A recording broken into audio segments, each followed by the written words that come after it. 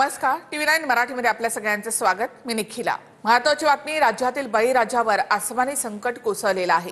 मुख्यमंत्र्यांसह दोन्ही उपमुख्यमंत्री शेतकऱ्यांच्या बांधावर जाऊन बळीराजाला धीर देत आहेत। मुख्यमंत्री फडणवीसांनी सोलापूर आणि लातूरमध्ये पूरग्रस्त भागाची पाहणी केली, तर उपमुख्यमंत्री एकनाथ शिंदेंकडून धाराशिवमध्ये पाहणी करतच मदत किटचं देखील वाटप करण्यात आलं। तर अजित पवार यांच्याकडून करमाळा आणि माढ्यामध्ये पाहणी करण्यात आली। फडणवीसांकडून सोलापुरातील पूरग्रस्त भागाची हवाई पाहणी देखील करण्यात आली, तर धाराशिवमध्ये शिंदेंनी पाहणी दौरा केला, तसंच स्वतंत्र मदत किटचं देखील वाटप केलं। अजित पवार यांनी करमाळा आणि माढा या ठिकाणी पाहणी केली आणि शेतकऱ्यांना आश्वस्त केलंय। मुख्यमंत्री फडणवीसांनी लातूरच्या निलंगा तालुक्यामधल्या औराद शहाजाणी या गावाची पाहणी केली। यावेळी शेतकऱ्यांना सोयाबीनचं पीक दाखवत मुख्यमंत्र्यांकडे व्यथा मांडली। मुख्यमंत्र्यांनी गुडघाभर पाण्यामध्ये उतरून शेतीच्या नुकसानीची पाहणी केली। ड्रोनचा पंचनामा आम्ही मान्य करू, मोबाईलवरचे फोटो देखील मान्य करू, असं देखील फडणवीसांनी म्हटलं आहे।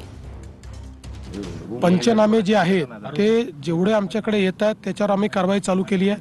बाकी आम्ही सांगितलंय जिथे करणं शक्य नसेल तिथे नुसतं ड्रोनने देखील पंचनामा केला तरी चालेल। ड्रोनचा पंचनामाही आम्ही मान्य करून घेऊ आणि म्हणूनच आपल्याला केवळ आपल्या रेकॉर्डला त्या भागात पाणी गेलं एवढंच आपल्या रेकॉर्डला असलं पाहिजे। त्यामुळे ड्रोनचा पंचनामा देखील आपल्याला मान्य असेल। कोणी मोबाईलवर फोटो काढूनही आपल्याला दिला तरी तो पंचनामा आपण मान्य करू, काही अडचण नाही आहे।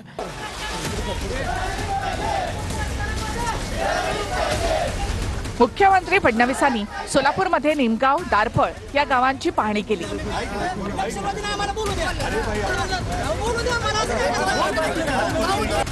त्यानंतर लातूरमध्ये आता फडणवीसांनी औसामध्ये सुद्धा पाहणी दौरा केला। शेती मात्र सगळी पाण्याने माती वगैरे त्याचा तो खर्च निमगावमध्ये 50 ते 60 घरांमध्ये पाणी शिरल्यामुळे मोठं नुकसान झालंय। शेकडो हेक्टर शेतजमीन अक्षरशः खरडून गेली आहे।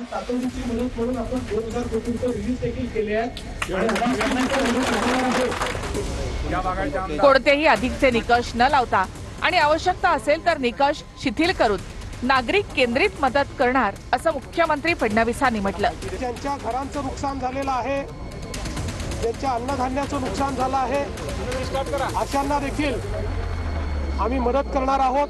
कुठलेही अधिकचे निकष न लावता आणि कुठे आवश्यकता असेल तर निकष शिथिल करून नागरिक केंद्रित मदत करायची आहे। केवळ नियमांवर बोट न ठेवता नागरिकांना आणि शेतकऱ्यांना मदत होईल, शेतमजुरांना मदत होईल अशा पद्धतीनं मदत करण्याचे निर्देश आम्ही दिलेले आहेत। आपत्ती सुरू असताना ऑलरेडी आम्ही पैसे रिलीज करणं सुरू केलेलं आहे। दिवाळीच्या पूर्वीच आम्ही सगळ्यांना या ठिकाणी मदत करणार आहोत। मुख्यमंत्री फडणवीसांनी हेलिकॉप्टरमधून अतिवृष्टीमुळे झालेल्या नुकसानीची पाहणी केली। सोलापूर जिल्ह्यामधल्या माढा तालुक्यातही ही पाहणी करण्यात आली। पाहणी दौऱ्याच्या दरम्यान मुख्यमंत्र्यांच्या समोर ओला दुष्काळ जाहीर करण्याची मागणी करण्यात आली। दरम्यान ओला दुष्काळ ही बोलीभाषेमधली टर्म आहे, मात्र त्याही पेक्षा जास्त आम्ही मदत करणार, असं मुख्यमंत्री फडणवीसांनी म्हटलंय। ज्यांच्या घरामध्ये पाणी घुसलेलं आहे ते बाबा राजकारण करू नको, राजकारण नाही करायचं।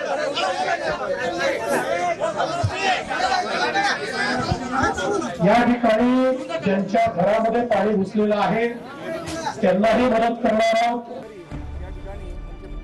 मुख्यमंत्री फडणवीसांनी यावेळी शेतकऱ्यांच्या व्यथा समजून घेत त्यांच्या मागण्या ऐकून घेतल्या। पेंटिंग राहिलेलं आहे, नाही वस्तीवाडी मुक्ती वस्ती म्हणून आहे, 2 वर्षापासून पेंटिंग ठेवलेलं।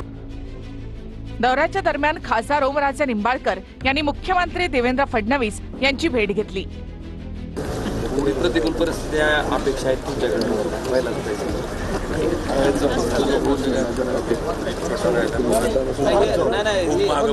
हा मंजूर झाला आम्ही विरोधक म्हणून म्हणत नाही, आमच्या भागातल्या शेतकऱ्याला गरज आहे म्हणून आमची निर्णय घ्या, तुम्ही घेतला तर 100%। तर उपमुख्यमंत्री एकनाथ शिंदे यांच्याकडून धाराशिवमधील पूरग्रस्तांसाठी किटचं वाटप करण्यात आलं। या मदतीच्या किटवर एकनाथ शिंदेंसह प्रताप सरनाईक यांचा फोटो आहे आणि त्यावरून राजकारण तापलं। विरोधकांकडून यावर टीकेची झोड उठली।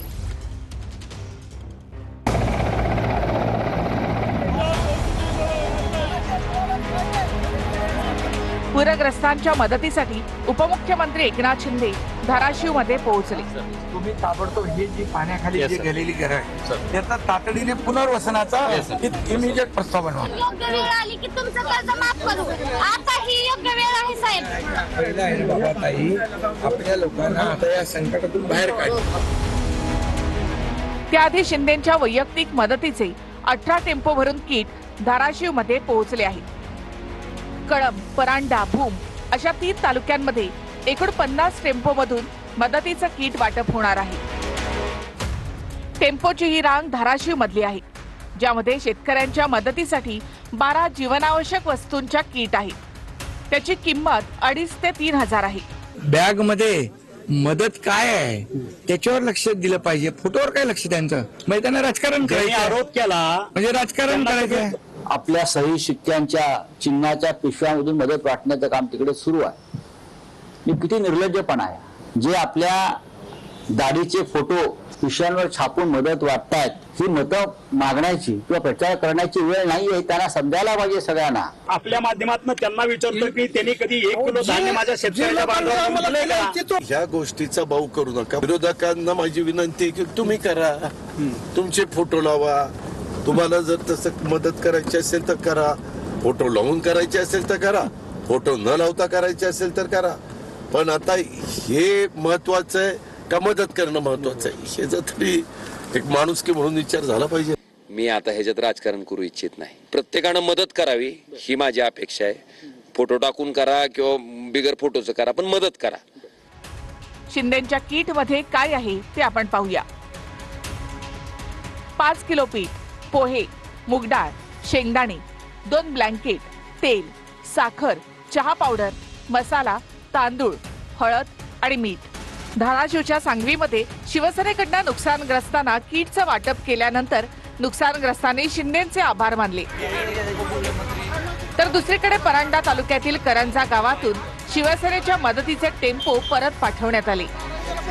शेती गेली, सगळं गेलं, जनावर गेल्यात, लहान लहान लेकराचं त्यांनी आसरू पुसायचं काम भरपूर तानाजी साहेबांनी केलेलं आहे. भरपूर धान्य धान्य म्हणा, कपड्याला सगळ्याला पुरवलेलं आहे.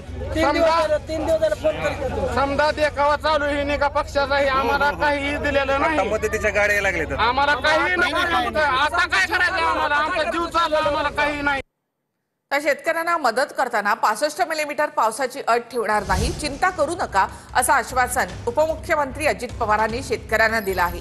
अडचणीच्या काळामध्ये नियमांवर फार बोट ठेवू नका अशा सूचना सुद्धा अजित पवार यांनी अधिकाऱ्यांना दिल्यात. अजित पवार यांनी आज सोलापूरच्या करमाळा आणि माढ्यामध्ये पूरग्रस्त भागाची पाहणी केली. एक मिनिट, कालच्या कॅबिनेटमध्ये आताच्या अडचणीच्या काळामध्ये कुणी फार नियमावर बोट ठेवण्याचं कारण नाही.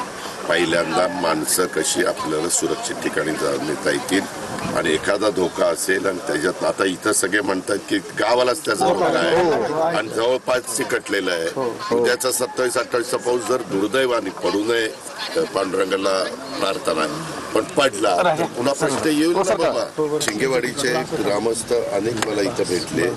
त्यांचं गाव आताही पाण्याने वेढलं गेलेलं आहे. शिंगेवाडीला या, शिंगेवाडीला, आणि तिथं लोकांना जेवण नाहीये, चहा पाणी नाश्ता नाहीये.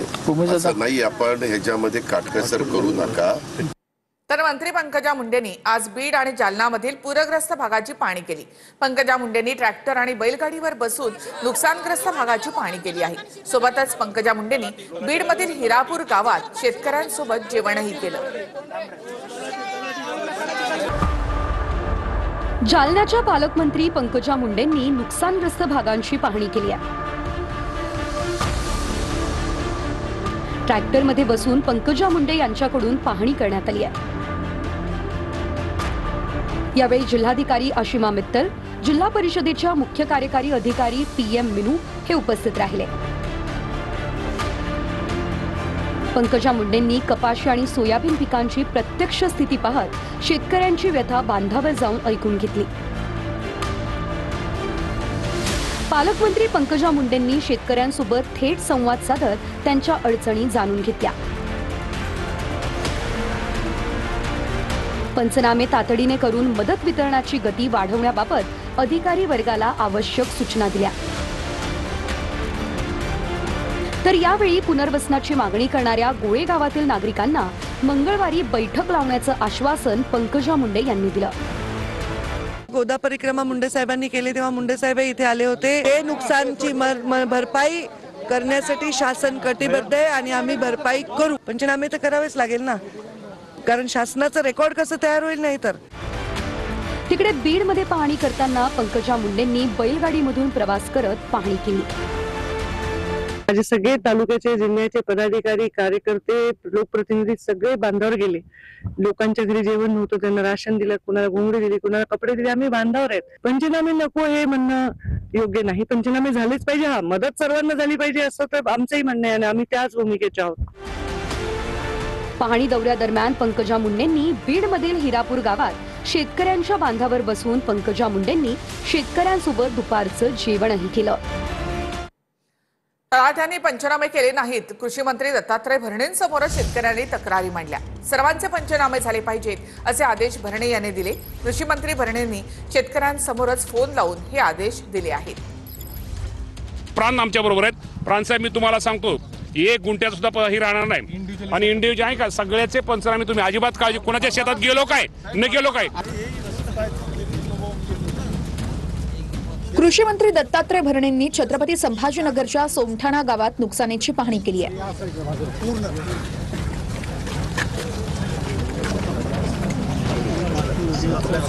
यावेळेस जिल्हाधिकाऱ्यांच्या आदेशामुळे पंचनामे होत नसल्याचं सांगत शेतकरी भरणेंसमोर चांगलेच आक्रमक झाले।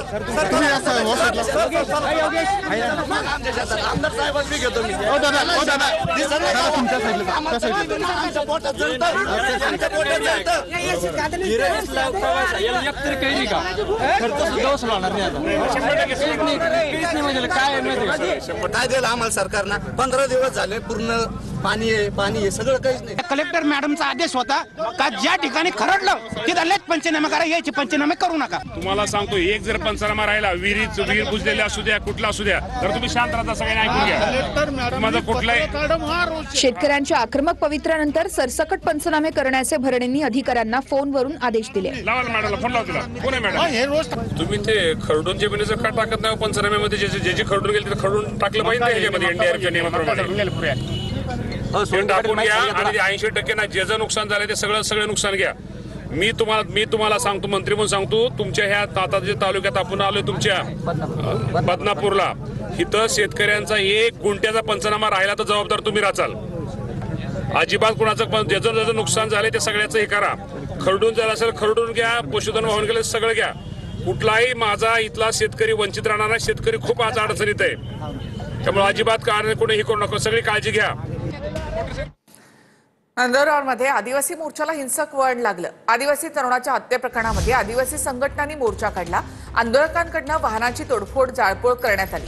यावेळी पोलिसांकडून देखील आंदोलकांवर लाठीचार्ज करण्यात आला आणि अश्रुधुराच्या नळकांड्या देखील फोडण्यात आल्या। तर पोलिसांकडून आरोपींना शोधण्याचं काम सुरू आहे।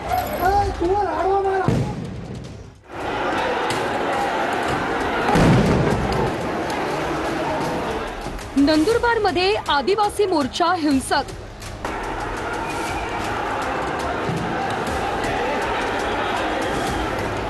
जाळपोळ, लाठीचार्ज, अश्रुधूर।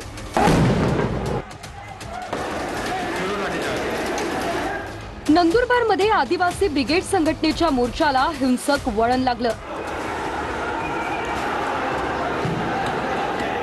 आदिवासी युवक जय वळवीच्या हत्या प्रकरणात आरोपींवर कडक कारवाईसाठी हा मोर्चा काढण्यात आला। आदिवासी युवक हत्या प्रकरणात हा मोर्चा निघाला। या मोर्चात प्रचंड मोठ्या संख्येने आदिवासी उपस्थित होते।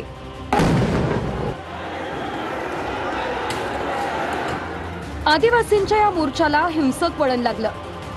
जमावानं दगडफेक केली, गाड्या पेटवल्या, दुचाकीही पेटवल्या। हिंसक जमावावर पोलिसांनी लाठीचार्ज केला। जमाव पांगवण्यासाठी पोलिसांनी अश्रुधुराच्या नळकांड्या फोडल्या।